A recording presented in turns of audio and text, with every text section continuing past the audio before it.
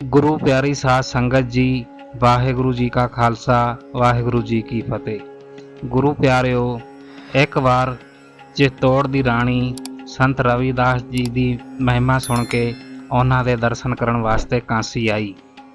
ਰਾਣੀ ਜਾਣਦੀ ਸੀ ਕਿ ਦੇਵਤਿਆਂ ਦੀ ਨਗਰੀ ਦੇ ਨਾਲ ਨਾਲ ਕਾਂਸੀ ਠੱਗਾਂ ਦੀ ਵੀ ਨਗਰੀ ਹੈ।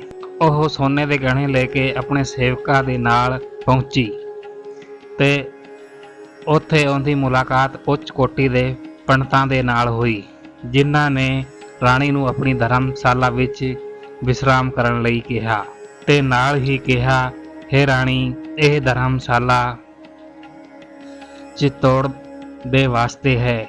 ਕਈ ਵਰ੍ਹਿਆਂ ਤੋਂ ਤੁਹਾਡੇ ਦਾਦਾ ਪੜਦਾਦਾ ਇੱਥੇ ਹੀ ਆ ਕੇ ਰੁਕਦੇ ਹਨ। ਪਰ ਰਾਣੀ ਨੇ ਉਹਨਾਂ ਦੀ ਗੱਲ ਨਾ ਮੰਨੀ। ਰਾਣੀ ਨੇ ਸੰਤ ਰਵਿਦਾਸ ਜੀ ਦੇ ਡੇਰੇ ਵਿੱਚ ਜਾਣ ਦੀ ਇੱਛਾ ਪ੍ਰਗਟ ਕੀਤੀ। ਇਹ ਸੁਣ ਕੇ ਪੰਡਤ ਪਰੇਸ਼ਾਨ ਹੋ ਕੇ ਬੋਲੇ, ਰਾਣੀ, ਤੁਸੀਂ ਕੀ ਕਹਿ ਰਹੇ ਹੋ? ਰਵਿਦਾਸ ਤਾਂ ਨੀਚ ਜਾਤੀ ਦਾ ਹੈ, ਉਹ ਤਾਂ ਜੁੱਤੀਆਂ ਬਣਾਉਣ ਦਾ ਕੰਮ ਕਰਦਾ ਹੈ।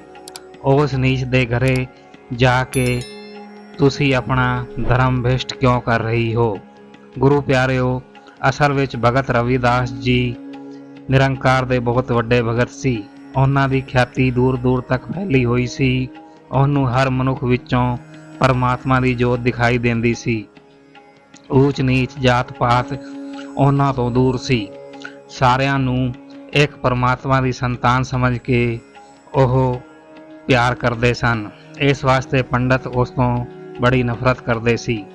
ਰਵਿਦਾਸ ਜੀ ਦੇ ਮੰਦਰ ਵਿੱਚ ਸਾਰੇ ਧਰਮ ਦੇ ਲੋਕ ਅਨੇਕਾਂ ਭੇਟਾਂ ਲੈ ਕੇ ਦਰਸ਼ਨ ਕਰਨ ਆਉਂਦੀਆਂ ਸਨ। ਇਹ ਸਾਰਾ ਕੁਝ ਵੇਖ ਕੇ ਪੰਡਤਾਂ ਨੂੰ ਆਪਣਾ ਭਵਿੱਖ ਖਤਰੇ ਵਿੱਚ ਦਿਸਣ ਲੱਗ ਪਿਆ। ਔਰ ਚਿੱਤੌੜ ਦੀ ਰਾਣੀ ਜਾਲੀ ਬਾਈ ਵੀ ਰਵਿਦਾਸ ਜੀ ਦੇ ਦਰਸ਼ਨਾਂ ਨੂੰ ਬੇਚੈਨ ਹੋ ਗਈ। ਪੰਡਤਾਂ ਨੇ ਬਹੁਤ ਕੋਸ਼ਿਸ਼ ਕੀਤੀ ਕਿ ਰਾਣੀ ਨੂੰ ਸੰਤ ਰਵਿਦਾਸ ਜੀ ਦੇ ਕੋਲ ਨਾ ਜਾਵਣ ਦੇਈਏ, ਪਰ ਉਹ ਕਾਮਯਾਬ ਨਹੀਂ ਹੋ ਸਕੇ। ਰਾਣੀ ਆਪਣੇ ਸੇਵਕਾਂ ਦੇ ਨਾਲ ਸੰਤ ਰਵਿਦਾਸ ਜੀ ਦੇ ਮੰਦਰ ਵਿੱਚ ਪਹੁੰਚ ਗਈ। ਮੰਦਰ ਵਿੱਚ ਪ੍ਰਭੂ ਦੇ ਸ਼ਬਦ ਗਾਏ ਜਾ ਰਹੇ ਸੀ। ਦੇਵਤਿਆਂ ਦੀ ਮੂਰਤੀ ਦੇ ਅੱਗੇ ਆਸਣ ਵਿਛਾ ਕੇ ਅਨੇਕਾਂ ਸੰਤਾਂ ਦੇ ਵਿੱਚ ਬੈਠੇ ਸੰਤ ਰਵਿਦਾਸ ਪ੍ਰਭੂ ਦੇ ਸ਼ਬਦ ਦਾ ਗਾਇਨ ਕਰ ਰਹੇ ਸੀ।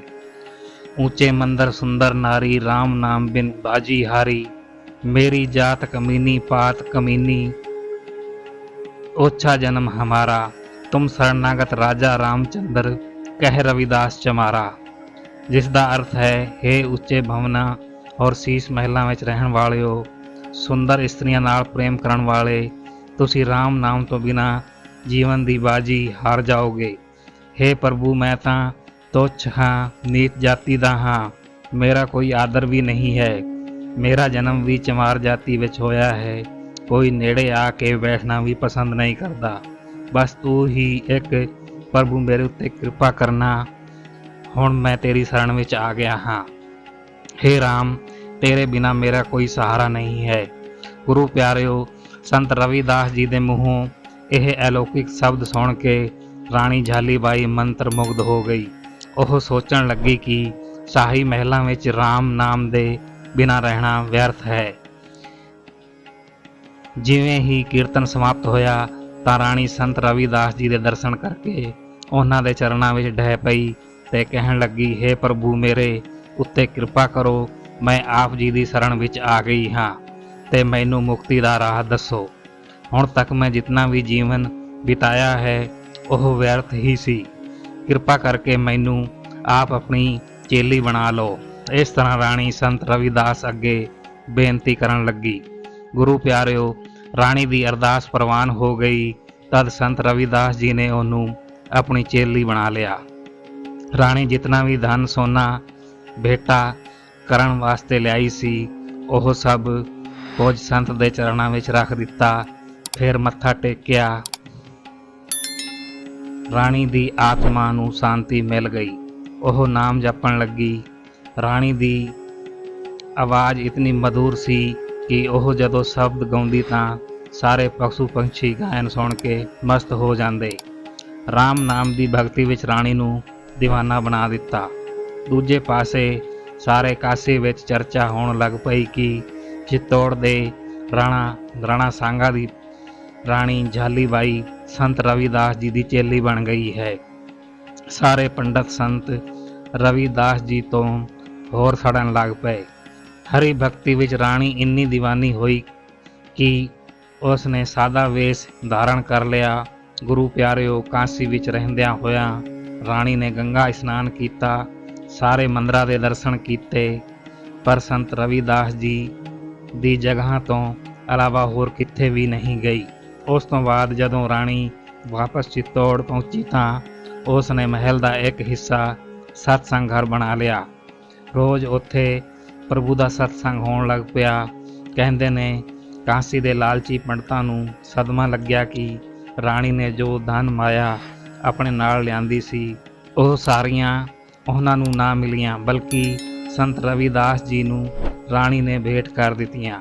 ਕਾਂਸੀ ਦੇ ਪੰਡਤ ਤਦ ਚਿੱਤੌੜ ਦੇ ਰਾਜੇ ਕੋਲ ਆਏ। ਉਹਨਾਂ ਨੇ ਰਾਜਾ ਨੂੰ ਸ਼ਿਕਾਇਤ ਕੀਤੀ ਕਿ ਸਾਡੇ ਨਾਲ ਬਹੁਤ ਬੁਰਾ ਹੋਇਆ ਹੈ। ਰਾਜਾ ਤਾਂ ਧਰਮ ਅਤੇ ਪ੍ਰਜਾ ਦੇ ਰਕਸ਼ਕ ਹੁੰਦੇ ਹਨ।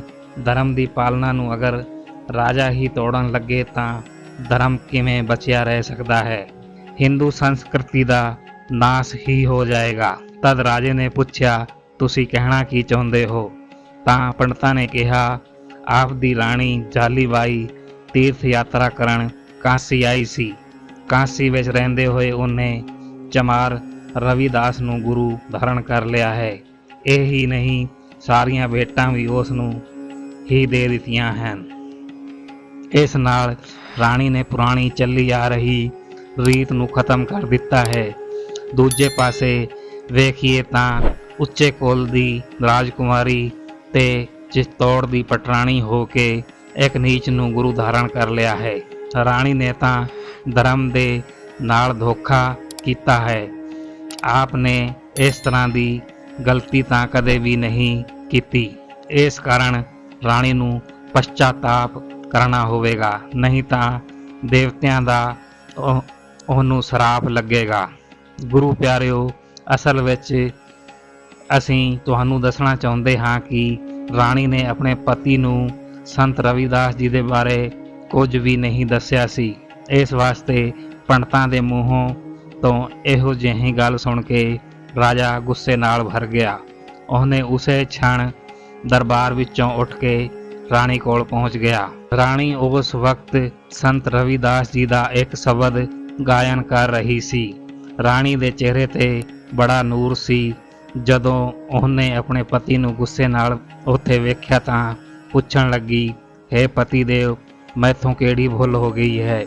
ਤਦ ਰਾਜਾ ਨੇ ਕਿਹਾ, ਸੁਣਿਆ ਹੈ ਕਿ ਜਦੋਂ ਆਪ ਕਾਂਸੀ ਗਏ ਸੀ ਤਦ ਆਪ ਨੇ ਰਵਿਦਾਸ ਨੂੰ ਆਪਣਾ ਗੁਰੂ ਧਾਰਿਆ ਸੀ, ਜੋ ਇੱਕ ਨੀਚ ਜਾਤੀ ਦਾ ਹੈ। ਕੀ ਇਹ ਸੱਚ ਹੈ? ਰਾਣੀ ਨੇ ਕਿਹਾ, ਮਹਾਰਾਜ, ਜੋ ਆਪਨੇ ਸੁਣਿਆ ਹੈ ਉਹ ਸਾਰਾ ਸੱਚ ਹੈ। ਮੈਂ ਸੰਤ ਰਵਿਦਾਸ ਜੀ ਦੀ ਚੇਲੀ ਹਾਂ। ਉਹ ਇਸ ਵਕਤ ਬਹੁਤ ਉੱਚ ਕੋਟੀ ਦੇ ਪ੍ਰਭੂ ਭਗਤ ਹਨ। ਉਹਦਾ ਯਸ਼ ਸਾਰੇ ਲੋਕੀ ਕਰ ਰਹੇ ਹਨ। ਤਦ ਰਾਜਾ ਨੇ ਕਿਹਾ, ਇਹ ਚੰਗਾ ਨਹੀਂ ਹੋਇਆ। ਰਾਣੀ ਨੇ ਕਿਹਾ, ਇਹਦੇ ਵਿੱਚ ਕੀ ਬੁਰਾਈ ਹੈ? ਤਦ ਰਾਜਾ ਬੋਲਿਆ, ਚਾਹੇ ਉਹ ਪ੍ਰਭੂ ਦੇ ਕਿਤਨੇ ਵੀ ਵੱਡੇ ਭਗਤ ਹੋਣ, ਪਰ ਹੈਨ ਤਾਂ ਨੀਚ ਜਾਤੀ ਦੇ ਹੀ। ਤੈਨੂੰ ਹੁਣ ਹਰ ਹਾਲ ਵਿੱਚ ਇਹਦਾ ਪਛਤਾਤਾਪ ਕਰਨਾ ਪਵੇਗਾ ਤੇ ਕਾਂਸੀ ਦੇ ਪੰਡਤ ਵੀ ਇਹ ਹੀ ਕਹਿ ਰਹੇ ਹਨ। ਇਹ ਗੱਲ ਸੁਣ ਕੇ ਰਾਣੀ ਨੇ ਕਿਹਾ, ਮੈਂ ਕੋਈ ਗੁਨਾਹ ਨਹੀਂ ਕੀਤਾ, ਫਿਰ ਮੈਂ ਪਛਤਾਤਾਪ ਕਿਉਂ ਕਰਾਂ? ਇਹ ਕਾਂਸੀ ਦੇ ਪੰਡਤ ਲਾਲਚੀ ਅਤੇ ਝੂਠੇ ਹਨ। ਅਸਲ ਵਿੱਚ ਇਹਨਾਂ ਨੂੰ ਦਾਨ ਚਾਹੀਦਾ ਹੈ, ਪਰ ਸੰਤ ਰਵਿਦਾਸ ਜੀ ਪ੍ਰਭੂ ਦੇ ਸੱਚੇ ਤੇ ਪਿਆਰੇ ਭਗਤ ਹਨ। ਉਹਨਾਂ ਦੀ ਅਰਦਾਸ ਪ੍ਰਭੂ ਦੇ ਦਰ ਤੇ ਪ੍ਰਵਾਨ ਹੁੰਦੀ ਹੈ। ਗੁਰੂ ਪਿਆਰਿਓ, ਰਾਣੀ ਨੇ ਕਿਹਾ, ਇਹ ਪੰਡਤ ਆਪ ਦਾ ਧਿਆਨ ਭੰਗ ਕਰਕੇ ਠੱਗਣ ਦੇ ਵਿਚਾਰ ਨਾਲ ਇੱਥੇ ਆਏ ਹਨ। ਅਗਰ ਆਪ ਇਹਨਾਂ ਨੂੰ ਬਹੁਤ ਸਾਰਾ ਧਨ ਦੇ ਦਿਓਗੇ ਤਾਂ ਉਹ ਚੁੱਪ ਹੋ ਕੇ ਚਲੇ ਜਾਣਗੇ। ਉਹ ਸਿਰਫ ਮਾਇਆ ਦੇ ਲਾਲਚੀ ਹਨ। ਮੈਂ ਆਪਣੇ ਗੁਰੂ ਦੀ ਨਿੰਦਾ ਕਦੇ ਵੀ ਸਹਿਨ ਨਹੀਂ ਕਰ ਸਕਦੀ। ਤੁਸੀਂ ਜਾ ਕੇ ਪੰਡਤ ਨੂੰ ਕਹੋ ਕਿ ਪੰਡਤ ਸਾਰੇ ਸ਼ਹਿਰ ਵਿੱਚ ਜਾ ਕੇ ਗੱਲ ਫੈਲਾ ਦੇਣ ਕਿ ਰਾਣੀ ਸੰਤ ਰਵਿਦਾਸ ਜੀ ਦੀ ਚੇਲੀ ਹੈ। ਗੁਰੂ ਪਿਆਰਿਓ, ਇਤਿਹਾਸ ਵਿੱਚ ਲਿਖਿਆ ਹੈ ਕਿ ਇਹ ਸਾਰੀਆਂ ਗੱਲਾਂ ਰਾਣੀ ਨੇ ਬਹੁਤ ਜੋਸ਼ ਨਾਲ ਕਹੀਆਂ, ਜਿਸ ਨਾਲ ਉਹਦਾ ਸਾਰਾ ਸਰੀਰ ਕੰਬਣ ਲੱਗ ਪਿਆ। ਆਪਣੀ ਪਤਨੀ ਦੀ ਸੱਚੀ ਭਗਤੀ ਵੇਖ ਕੇ ਰਾਣਾ ਚੁੱਪ ਹੋ ਗਿਆ, ਹੋਰ ਉਹਦਾ ਗੁੱਸਾ ਵੀ ਸ਼ਾਂਤ ਹੋ ਗਿਆ। ਦੂਜੀ ਇਹ ਗੱਲ ਵੀ ਸੀ ਕਿ ਰਾਣਾ ਆਪਣੀ ਰਾਣੀ ਨੂੰ ਬਹੁਤ ਪਿਆਰ ਕਰਦਾ ਸੀ। ਉਹ ਰਾਣੀ ਦਾ ਵਿਰੋਧ ਕਰਨਾ ਨਹੀਂ ਚਾਹੁੰਦਾ ਸੀ। ਗੁਰੂ ਪਿਆਰਿਓ, ਤਦ ਰਾਜਾ ਤੇ ਰਾਣੀ ਪੰਡਤਾਂ ਕੋਲ ਗਏ ਤੇ ਉਹਨਾਂ ਨੂੰ ਕਿਹਾ, ਤੁਹਾਡੇ ਨਾਰਾਜ਼ ਹੋਣ ਦੀ ਅਸਲ ਵਜ੍ਹਾ ਇਹ ਹੀ ਹੈ ਨਾ ਕਿ ਤੁਹਾਨੂੰ ਦਾਨ ਨਾ ਮਿਲ ਕੇ ਸੰਤ ਰਵਿਦਾਸ ਜੀ ਨੂੰ ਮਿਲ ਗਿਆ। ਤੁਸੀਂ ਚਿੰਤਾ ਨਾ ਕਰੋ, ਤੁਹਾਨੂੰ ਧਨ ਮਾਇਆ ਹੀ ਚਾਹੀਦਾ ਹੈ, ਉਹ ਸਭ ਤੁਹਾਨੂੰ ਮਿਲ ਜਾਵੇਗਾ। ਪਰ ਇੱਕ ਗੱਲ ਸੱਚ ਦੱਸੋ ਕਿ ਰਵਿਦਾਸ ਜੀ ਪ੍ਰਭੂ ਦੇ ਬਹੁਤ ਵੱਡੇ ਭਗਤ ਹਨ। ਉਹ ਕਿਸੇ ਦੇ ਨਾਲ ਈਰਖਾ ਨਹੀਂ ਕਰਦੇ। ਤਦ ਪੰਡਤਾਂ ਨੇ ਕਿਹਾ, ਆਪ ਦੀ ਕਹੀਆਂ ਸਾਰੀਆਂ ਗੱਲਾਂ ਸੱਚ ਹਨ ਤੇ ਉਹਨਾਂ ਦੀ ਖਿਆਤੀ ਦੂਰ ਦੂਰ ਤੱਕ ਫੈਲ ਰਹੀ ਹੈ। ਅਸੀਂ ਇਸ ਗੱਲ ਨੂੰ ਚੰਗੀ ਤਰ੍ਹਾਂ ਜਾਣਦੇ ਹਾਂ। ਆਪ ਕਿਸੇ ਨੂੰ ਵੀ ਗੁਰੂ ਧਾਰਨ ਕਰੋ, ਸਾਨੂੰ ਕੋਈ ਗੁਰੇਜ਼ ਨਹੀਂ ਹੈ। ਦਾਨ ਲੈਣਾ ਸਾਡਾ ਹੱਕ ਹੈ। ਗੁਰੂ ਪਿਆਰਿਓ, ਇਹ ਸੁਣ ਕੇ ਰਾਜਾ ਨੇ ਪੰਡਤਾਂ ਨੂੰ ਸੋਨੇ ਦੀਆਂ ਮੋਹਰਾਂ ਧਨ ਮਾਇਆ ਦੇ ਕੇ ਉੱਥੋਂ ਉਹਨਾਂ ਨੂੰ ਖੁਸ਼ੀ ਨਾਲ ਵਿਦਾਈ ਕੀਤਾ ਤੇ ਰਾਣੀ ਨੇ ਆਪਣੇ ਪਤੀ ਸੰਤ ਰਵਿਦਾਸ ਜੀ ਦੀ ਇਹ ਗੱਲ ਸੁਣਾਈ, ਜਿਹੜੀ ਉਹ ਕਾਂਸੀ ਤੋਂ ਸੁਣ ਕੇ ਆਈ ਸੀ। ਰਾਜਾ ਸੰਤ ਰਵਿਦਾਸ ਜੀ ਦੇ ਜੀਵਨ ਤੋਂ ਬਹੁਤ ਪ੍ਰਭਾਵਿਤ ਹੋਇਆ। ਉਹ ਵੀ ਸੰਤ ਜੀ ਦਾ ਸ਼ਰਧਾਲੂ ਬਣ ਗਿਆ। ਇਤਿਹਾਸ ਵਿੱਚ ਲਿਖਿਆ ਹੈ ਕਿ ਤਦ ਉਹਨਾਂ ਨੇ ਸੰਤ ਰਵਿਦਾਸ ਜੀ ਨੂੰ ਚਿੱਤੌੜ ਆਪਣੇ ਮਹਿਲ ਵਿੱਚ ਭੋਜ ਦਾ ਨਿਯੋਤਾ ਦਿੱਤਾ। ਕਹਿੰਦੇ ਨੇ ਸੰਤ ਜੀ ਰਾਜਾ ਦਾ ਨਿਮੰਤਰਣ ਸਵੀਕਾਰ ਕਰਕੇ ਚਿੱਤੌੜ ਆ ਪਹੁੰਚੇ। ਇਸ ਅਵਸਰ ਤੇ ਰਾਜਾ ਰਾਣੀ ਨੇ ਚਿੱਤੌੜ ਦੇ ਸੰਤਾਂ ਤੇ ਪੰਡਤਾਂ ਅਤੇ ਵਿਦਵਾਨਾਂ ਨੂੰ ਵੀ ਬੁਲਾ ਲਿਆ ਸੀ।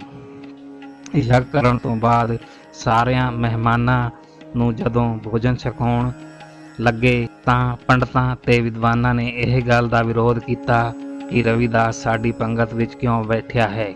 ਉਹਦੇ ਨਾਲ ਬਹਿ ਕੇ ਅਸੀਂ ਆਪਣਾ ਧਰਮ ਭ੍ਰਸ਼ਟ ਨਹੀਂ ਕਰਨਾ ਚਾਹੁੰਦੇ। ਉਹਨਾਂ ਦੇ ਕੌੜੇ ਵਚਨ ਸੁਣ ਕੇ ਵੀ ਸੰਤ ਰਵਿਦਾਸ ਜੀ ਜ਼ਰਾ ਵੀ ਗੁੱਸਾ ਨਾ ਹੋਏ, ਉਲਟ ਮੁਸਕਰਾਉਂਦੇ ਰਹੇ। ਗੁਰੂ ਪਿਆਰਿਓ, ਇਹ ਹੀ ਨਿਸ਼ਾਨੀ ਹੁੰਦੀ ਹੈ ਰੱਬੀ ਬੰਦਿਆਂ ਦੀ। ਉਹ ਕਿਸੇ ਗੱਲ ਦਾ ਵੀ ਗੁੱਸਾ ਨਹੀਂ ਕਰਦੇ, ਕਿਉਂਕਿ ਉਹ ਜਾਣਦੇ ਸੀ ਵਿਰੋਧ ਕਰਨ ਵਾਲੇ ਸਾਰੇ ਅਗਿਆਨੀ ਹਨ। ਉਹਨਾਂ ਨੂੰ ਪ੍ਰਭੂ ਦੀ ਅਪਾਰ ਸ਼ਕਤੀ ਦਾ ਜ਼ਰਾ ਵੀ ਅੰਦਾਜ਼ਾ ਨਹੀਂ। ਰਵਿਦਾਸ ਜੀ ਨੇ ਰਾਣੀ ਜਾਲੀ ਨੂੰ ਬੁਲਾ ਕੇ ਕਿਹਾ, ਹੇ ਰਾਣੀ, ਇਹ ਬ੍ਰਾਹਮਣ ਉੱਚ ਕੁਲ ਦੇ ਹਨ। ਇਹਨਾਂ ਸਾਰਿਆਂ ਨੂੰ ਤੁਸੀਂ ਭੋਜਨ ਕਰਵਾਓ। ਸਾਡੀ ਫਿਕਰ ਨਾ ਕਰੋ, ਅਸੀਂ ਕਿਸੇ ਹੋਰ ਥਾਂ ਤੇ ਬਹਿ ਕੇ ਭੋਜਨ ਕਰ ਲਵਾਂਗੇ। ਆਪਣੇ ਗੁਰੂ ਦੇ ਮੁਖ ਤੋਂ ਇਹੋ ਜਿਹੇ ਵਚਨ ਸੁਣ ਕੇ ਰਾਣੀ ਬੜੀ ਉਦਾਸ ਹੋ ਗਈ। ਰਾਣੀ ਨੂੰ ਆਪਣੇ ਗੁਰੂ ਦਾ ਇਤਨਾ ਅਪਮਾਨ ਸਹਿਨ ਨਹੀਂ ਹੋ ਸਕਿਆ। ਉਹ ਦਿਲ ਵਿੱਚ ਸੋਚਣ ਲੱਗੀ ਕਿ ਇਹ ਸਾਰੇ ਪੰਡਤ ਮੇਰੇ ਗੁਰੂ ਦੇ ਨਾਲ ਭੋਜਨ ਛਕਣ ਦੇ ਯੋਗ ਹੀ ਨਹੀਂ ਹਨ। ਗੁੱਸੇ ਵਿੱਚ ਆ ਕੇ ਰਾਣੀ ਨੇ ਉਹਨਾਂ ਮਹਿਮਾਨਾਂ ਨੂੰ ਕੁਝ ਕਹਿਣ ਹੀ ਲੱਗੀ ਸੀ ਕਿ ਅੰਤਰਯਾਮੀ ਸੰਤ ਰਵਿਦਾਸ ਜੀ ਨੇ ਰਾਣੀ ਨੂੰ ਸਮਝਾਇਆ, ਜਿਸ ਤੋਂ ਬਾਅਦ ਰਾਣੀ ਅਤੇ ਰਾਜਾ ਨੇ ਉਹਨਾਂ ਪੰਡਤਾਂ ਨੂੰ ਸ਼ਾਂਤ ਕਰਾ ਕੇ ਭੋਜਨ ਛਕਾਇਆ ਤੇ ਸੰਤ ਜੀ ਨੂੰ ਇੱਕ ਅਲੱਗ ਥਾਂ ਤੇ ਬਿਠਾ ਦਿੱਤਾ। ਉਹ ਪੰਡਤ ਮਨ ਵਿੱਚ ਬੜੇ ਹੀ ਖੁਸ਼ ਹੋਏ ਕਿ ਅਖੀਰ ਉਹਨਾਂ ਦੀ ਗੱਲ ਮੰਨੀ ਹੀ ਗਈ। ਉਹ ਅਗਿਆਨੀ ਸੰਤ ਰਵਿਦਾਸ ਜੀ ਦੀ ਮਹਿਮਾ ਨਹੀਂ ਜਾਣਦੇ ਸੀ। ਉਹ ਸੰਤ ਜੀ ਨੂੰ ਪੰਗਤ ਤੋਂ ਉਠਾਉਣ ਵਾਲੀ ਗੱਲ ਤਾਂ ਕਹਿ ਬੈਠੇ, ਪਰ ਜਦੋਂ ਉਹਨਾਂ ਨੇ ਉਸੇ ਭਗਵਾਨ ਦਾ ਉਸੇ ਪਲ ਇੱਕ ਕਰਿਸ਼ਮਾ ਵੇਖਿਆ ਤਾਂ ਉਹ ਬੁਰੀ ਤਰ੍ਹਾਂ ਨਾਲ ਡਰ ਗਏ। ਉਹਨਾਂ ਨੇ ਵੇਖਿਆ ਕਿ ਪੰਗਤ ਵਿੱਚ ਬੈਠੇ ਹੋਏ ਹਰ ਪੰਡਤ ਨਾਲ ਸੰਤ ਰਵਿਦਾਸ ਜੀ ਬੈਠੇ ਦਿਖਾਈ ਦੇ ਰਹੇ ਸੀ। ਉਹ ਇਹ ਨਜ਼ਾਰਾ ਵੇਖ ਕੇ ਚੀਕਣ ਲੱਗ ਪਏ। ਉਹਨਾਂ ਵਿੱਚੋਂ ਕੁਝ ਪੰਡਤ ਸਮਝਦਾਰ ਸੀ। ਉਹ ਸਮਝ ਗਏ ਕਿ ਇਹ ਪ੍ਰਭੂ ਦੀ ਲੀਲਾ ਹੈ, ਜਿਨ੍ਹਾਂ ਸਾਨੂੰ ਇਹ ਅਹਿਸਾਸ ਕਰਵਾਇਆ ਹੈ ਕਿ ਸੰਤ ਰਵਿਦਾਸ ਜੀ ਦਾ ਅਪਮਾਨ ਕਰਨਾ ਪ੍ਰਭੂ ਨੂੰ ਬਿਲਕੁਲ ਚੰਗਾ ਨਹੀਂ ਲੱਗਿਆ।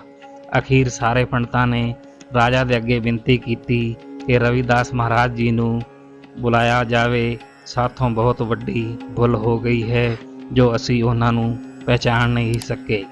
ਉਹਨੂੰ ਪੰਗਤ ਵਿੱਚ ਬਿਠਾਇਆ ਜਾਏ ਤਾਂ ਹੀ ਅਸੀਂ ਉਹਨਾਂ ਤੋਂ ਖਿਮਾ ਮੰਗ ਕੇ ਉਹਦੇ ਨਾਲ ਭੋਜਨ ਛਕਾਂਗੇ।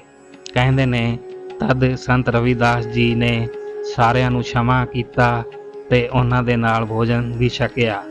ਸੰਤ ਜੀ ਨੇ ਸਾਰਿਆਂ ਨੂੰ ਉਪਦੇਸ਼ ਦਿੱਤਾ, ਪ੍ਰਭੂ ਪ੍ਰੇਮ ਅਤੇ ਭਗਤੀ ਭਾਵ ਵੇਖਦਾ ਹੈ, ਉਹਨੂੰ ਜਾਤ ਪਾਤ ਊਚ ਨੀਚ ਨਾਲ ਕੋਈ ਮਤਲਬ ਨਹੀਂ।